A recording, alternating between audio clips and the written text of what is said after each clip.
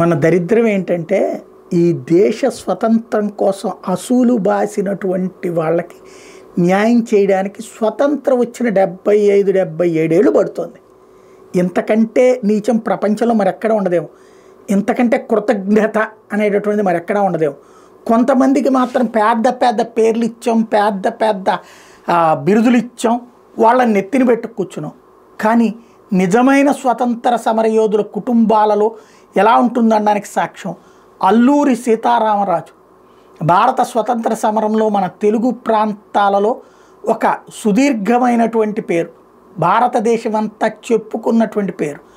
అడవిలో ఉన్నటువంటి గిరిజనుల్ని ఒక్కటి చేసి బ్రిటిష్ వాళ్ళకి ఉచ్చపోయించినటువంటి వాడు. కొండపైకి వెళ్ళాలంటే కప్పం కట్టి వెళ్ళాల్సిన పరిస్థితి బ్రిటిష్ వాళ్ళకి సృష్టించినవాడు. ప్రజల దగ్గర నుంచి కప్పం వసూలు చేసేటటువంటి బ్రిటిష్ వాళ్ళ చేతనే కప్పం కట్టించినటువంటి వాడు. మన ప్రజల ప్రాణాలు తీస్తూ చెలగాటమాడినటువంటి బ్రిటిష్ వాడి ప్రాణాలు తీసి ఆ శవం తీసుకెళ్లాలంటే కప్పం కట్టమని చెప్పినటువంటి వాడు. సైన్యంతో కలిసి మీదకొచ్చినటువంటి వాళ్ళని వెంటాడి వేటాడినోడు. ఏకకాలంలో పోలీస్ స్టేషన్ల మీద దాడి చేసి బ్రిటిష్ వాడి చేతిలో ఆయుధాలతో బ్రిటిష్ వాడినే గడగడలాడించినోడు అల్లూరి సీతారామరాజు. ఆయనకి సంబంధించిన ఆ పుస్తకం చదువుతున్నప్పుడు, ఏది మాకు ఇంటర్మీడియట్లో నాన్ డీటెయిల్గా ఉండేది తెలుగులో, అది చదువుతున్నప్పుడు ఒళ్ళు గగురు పొడుస్తుండేది. గాం గంటం దొర, గాం మల్లు దొర అల్లూరి సీతారామరాజుకి ప్రధాన అనుచరులు. ఈ ఇద్దరే ఆనాడు అల్లూరి సీతారామరాజు విజయంలో కీలక పాత్ర పోషించారు. బ్రిటిష్ వాళ్ళని ఎదిరించేటటువంటి తంత్రంలో అద్భుతమైనటువంటి సహకారం అందించినటువంటి వాళ్ళు, తోడుండి పోరాడినటువంటి వాళ్ళు.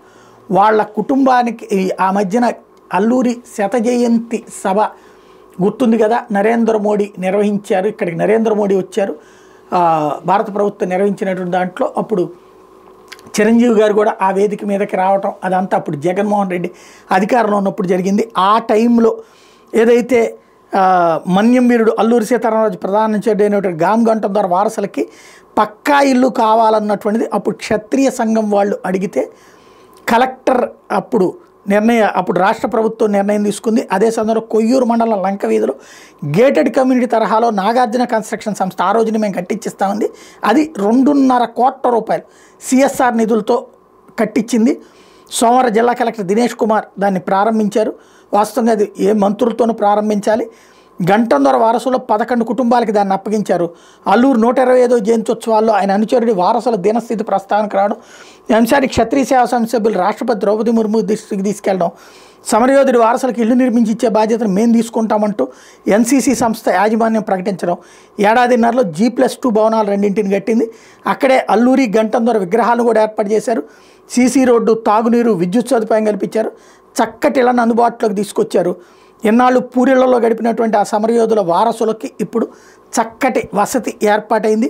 మన్యంలో అల్లూరి నడయాడినటువంటి ప్రాంతాలన్నిటి కలిపి పర్యాటక సర్క్యూట్గా అభివృద్ధి చేసి ఆయన దేశభక్తిని, పోరాట స్ఫూర్తిని భావితరాలకు తెలిసేలా చేస్తూ ఉంటాం ఈ సందర్భంగా కలెక్టర్ ప్రకటించారు.